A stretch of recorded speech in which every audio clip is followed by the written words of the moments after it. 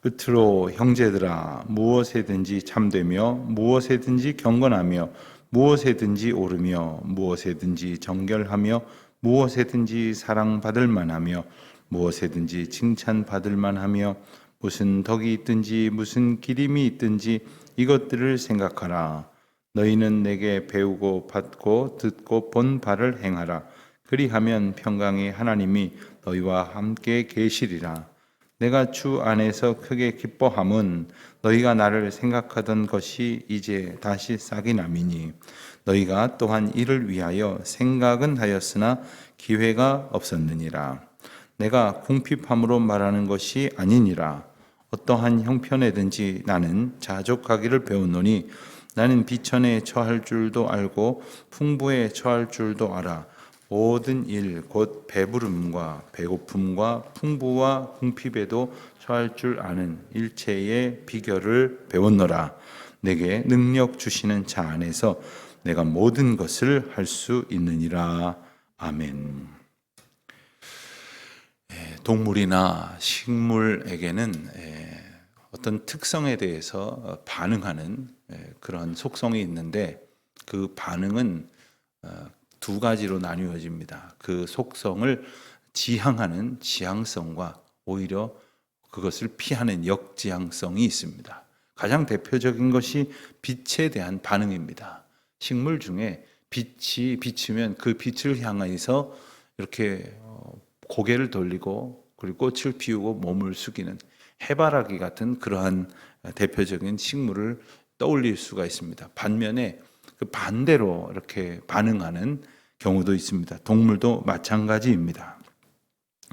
이 빛에 대해서 반응하는 것을 보면서 그 식물이나 동물의 중요한 특성들을 우리가 알 수 있게 됩니다. 그리스도인은 하나님에 대해서 어떻게 반응하는 사람일까요? 그리스도인은 당연히 하나님께서 비춰주시는 그 길로 우리의 시선과 마음과 생각과 뜻과 전 생애를 온전히 향하고 반응하는 사람입니다. 그리스도인이 어떻게 살아가야 하느냐? 바로 하나님께 그리고 예수 그리스도의 인도하심에 민감하게 반응하며 그 길로 향해 가는 것입니다. 그 예수 그리스도의 음성이 들려지는 곳으로 귀를 기울일 뿐 아니라 그리로 순종하며 걸어가는 것입니다. 여러분, 오늘도 우리가 하루를 살겠습니다마는 우리의 삶이 무엇을 지향하고 있는지는 우리 자신이 스스로를 잘 생각해 보면 얼마든지 알 수가 있습니다. 누가 부르는 곳으로 가고 있는가? 무엇이 이끄는 대로 가고 있는가? 어디를 향해서 나는 걸어가고 있는가? 오늘 본문은 그리스도인은 어떻게 살아야 할 것인가에 대한 바울의 강조하는 말씀이 다시금 나옵니다. 8절 말씀 보면 끝으로 하고 시작을 합니다. 우리가 어제 본 말씀에서도 끝으로라는 의미의 말씀으로 시작이 되는 것을 보았는데 다시 한번 이제 중요한 것을 말하겠노라 하는 의미의 강조점이 됩니다. 그러면서 여섯 가지 이 성도들이 생각하고 지향해야 될 것을 말씀하십니다. 첫 번째, 무엇에든지 참되며 또 경건하며 오르며 정결하며 사랑받을 만하며 칭찬받을 만하며 우리의 삶이 어떠하든지 무엇이든지 간에 첫 번째 기준은 참되어야 한다 하는 겁니다. 당연히 진실된 것을 말합니다. 거짓을 물리치고 참된 그러한 자세를 가져야 한다는 것입니다. 경건해야 할 것입니다.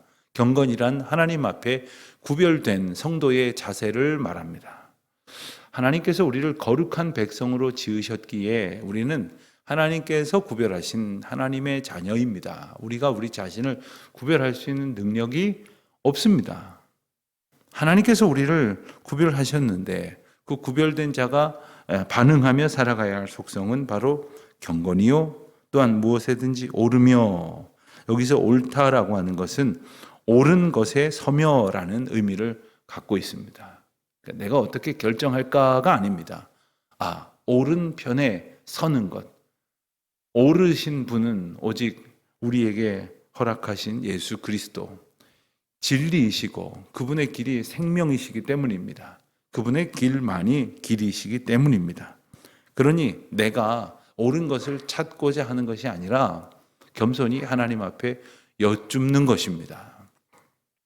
언젠가 교회에서 우리 저 한양대학교 체육관에 가서 이렇게 온 교인 함께 교제하는 시간을 가졌었는데 그때 그런 게임을 했었습니다. 어떤 문제를 내고 맞다 생각하시면 이쪽에 서고 틀리다 생각하면 이쪽에 서십시오. 시간이 지나면 양쪽을 가른 다음에 맞은 편은 그냥 두고 틀린 편들은 답을 못 맞춘 분들은 떨어지는 거예요. 제가 이렇게 보다가 저도 중간에 떨어졌습니다. 그런데 다른 분들 하는 걸 이렇게 보니까 얼떨결에 생각하시는 분이 있는데 어떤 분은요, 제가 누구라고 이야기는 안 하겠는데 어떤 한 분만 이렇게 보고 계시더라고요. 그리고 그분이 가는 대로만 가더라고요.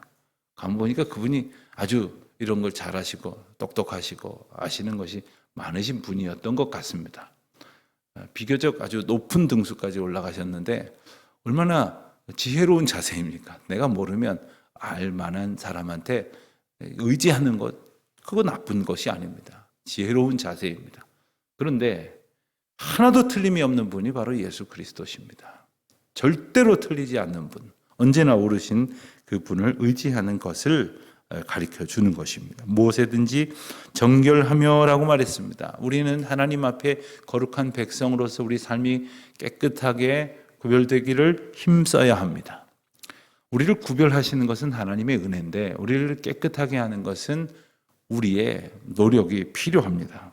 또한 무엇에든지 사랑받을 만하며 했습니다. 사랑받을 만하다. 사랑하라 하는 게 아닙니다.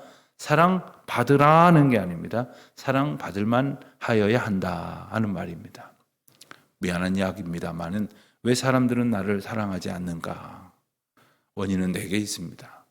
사랑받을 만한, 물론 사랑받을 만하여도 사랑하지 않는 그러한 제멋대로의 사람들도 우리가 살아가다 보면 많이 만납니다.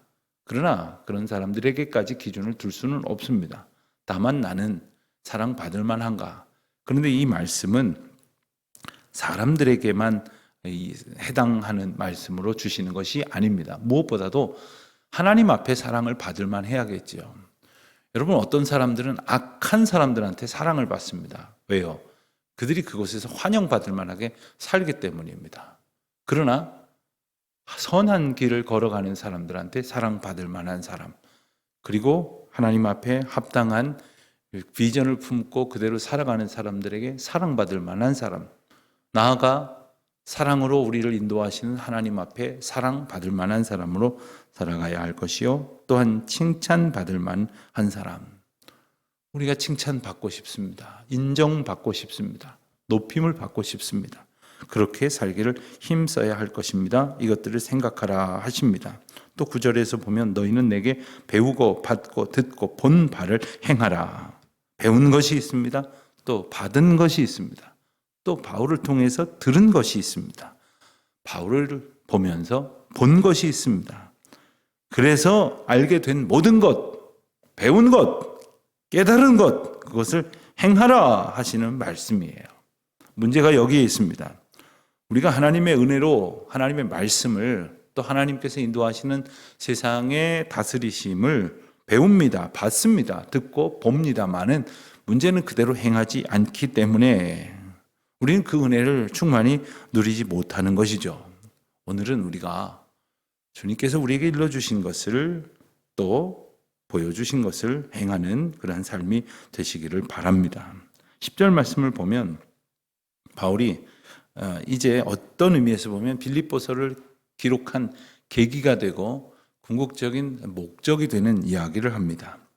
빌립보서를 기록하기 전에 어떤 일이 있었는가? 바울은 감옥에 갇혔습니다. 그리고 빌립보 교회 교인들은 에바브로디도라고 하는 빌립보 교회 사역자에게 문안을 하여 바울에게 보냅니다. 그런데 그때에 감옥에 갇혀 있는 바울을 위문하는 일종의 좀 성금을 모금해서 들려보내게 됩니다. 그 일로 인하여 바울이 감사한 마음이 있었겠죠. 그 이야기를 하는 겁니다. 그런데 우리식으로 생각해 보면 정말 감사합니다. 뭐 이런 표현이 있어야 될 것 같은데 눈을 씻고 찾아봐도 그런 표현이 정확하게 나오지는 않습니다. 또 원문을 찾아봐도 그런 말이 있는데 생략된 것도 아닙니다. 그러나 이 말의 의미를 가만히 생각을 해보면 이 일로 인하여 바울은 당신들에게 정말 감사합니다라는 표현 대신에 내가 주 안에서 크게 기뻐하고 있다고 말을 합니다. 여러분, 때로는 고맙다고 말하는 것이 신뢰가 될 때도 있다는 것을 때로는 압니다. 물론 고맙다고 하는 마음의 표현을 안 하는 것은 더 큰 신뢰입니다. 예컨대 요즘 그 명절이 되어서 서로 이렇게 그동안의 후일을 감사하고 또 고맙게 인사하는 그런 경우들이 있는데 참 감사합니다. 좋은 명절을 함께 보내시길 바랍니다. 이 정도 이렇게 답사를 하면 답으로 인사를 하면 되는데 이 말을 한 번 하고 두 번 하고 세 번 하고 볼 때마다 또 하고 지난번 명절에 보낸 거 정말 감사했다고 그러면 다음 명절에 또 하라나 뭐 이런 오해를 할 수도 있어요. 근데 그걸 안 하는 것도 문제지만 그 격에 맞게 그 상황에 맞게 참 감사의 인사를 하는 것도 참 중요한 것 같습니다. 바울은 지금 바울과 그들과의 관계 속에 이 일에 대한 심경을 피력하는 것으로 그치지 않습니다.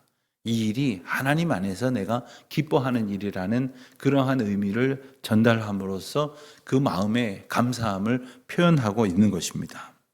얼마나 감사한가, 크게 기뻐한다고 했는데요. 그 이어지는 말씀을 보면 너희가 나를 생각하던 것, 이것은 바로 사랑을 나눠준 것이겠죠. 이제 다시 싹이 남이니. 저는 이 말씀을 보니까 아마 이전에도 바울과 빌립보 교회 교인들이 그러한 사랑과 정을 충분히 나누던 관계였었는데 또 그러지 못했던 시간들이 있었던 것 같습니다. 그런데 이 계기를 통해서 다시 싹이 났다고 했습니다. 그럼 사람과 사람 사이도 그런 이들이 있습니다. 서로 소원해져 가지고 그냥 안 보고 지내다 보니까 멀어져서 안 보고 말지 뭐 이런 생각을 가지고 살다가 오래간만에 소식이 들려왔는데 글쎄 병을 얻어서 병원에 오래도록 지금 입원하여 있는 중이라는 거예요. 안 되겠다. 다시 만나서 그간의 소원한 관계를 정산하고 마음을 나눠야 되겠다. 이런 관계가 된다면 아마도 그 생각하는 것이 다시 싹이 났다. 이런 표현을 할 수 있을 것입니다. 바울은 또한 그들의 마음을 위로하고 이해하는 표현을 합니다. 너희가 이런 생각은 있었지만 기회는 없었다. 근데 11절 말씀 보면 내가 궁핍함으로 말하는 것이 아니라고 합니다. 내가 지금 돈이 없고 가난하고 힘들고 외롭고 그런데 그대들이 나에게 이 마음을 나눠줘서 이런 소리를 하는 게 아니다라는 겁니다. 하나님 앞에 그것은 참 기쁘고 감사한 일이나 나 또한 고백하기를 어떠한 형편에서든지 나는 자족하기를 배웠다 했습니다. 그러면서 12절에 비천에 처할 줄도 알고 풍부에 처할 줄도 알고 배부름과 배고픔 모든 상황에 처할 일체의 비결을 배웠다고 했습니다. 이 11절 12절의 핵심적인 메시지의 의미는 상황과 상관없이 만족할 수 있는 그러한 비결을 배웠다는 거예요. 이것이 바로 하나님께서 성도들에게 주시는 은혜입니다.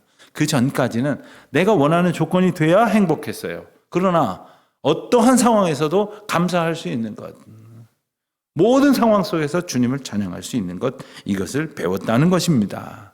그러므로 내 앞에 펼쳐져 있는 일은 내가 하는 것이 아니요 내 힘으로 하는 것이 아니요 내게 능력 주시는 자 안에서 내가 할 수 있는 것이다. 여러분 이 13절 말씀을 오해하여서 아예 오해하려고 작정을 하고 이렇게 해석을 하려고 하는 분들이 있습니다. 내가 모든 것을 할 수 있으니 내게 능력 주시는 자께서 나를 도와주셔야 합니다. 뭐 이런 생각으로 이 말씀을 이해해서는 안 됩니다. 우리가 하나님의 능력 안에 있으면, 즉 하나님께서 하시고자 하시는 뜻 가운데 있으면 못하실 리가 없는 주님의 은혜 가운데 거하게 될 것이다 라는 거예요. 그러니 만일 우리가 원하는 대로 이루어지지 않는다면 지금은 이루어졌으면 좋겠는데 지금이 아니라 하나님께서 더 귀한 때라고 주시는 때에 이루어지게 된다면 그 또한 하나님의 주권이요 그 또한 하나님의 은혜이기에 그 은혜까지도 오직 주님의 주권으로 맡겨드리고 일체의 비결, 자족하는, 감사하는 일체의 비결을 주님께로부터 얻는, 그리하여 주님 앞에 온전한 거룩한 삶을, 경건한 삶을 추구하면서 주님께서 주시는 감사의 이유를 깨닫는 저와 여러분이 되시기를 주님의 이름으로 축원드립니다. 기도하겠습니다. 하나님 아버지, 저희들의 삶이 빛이신 주님을 향하여 온전히 반응하고 순종하는 삶이 되게 하여 주시옵소서. 예수님의 이름으로 기도드립니다. 아멘.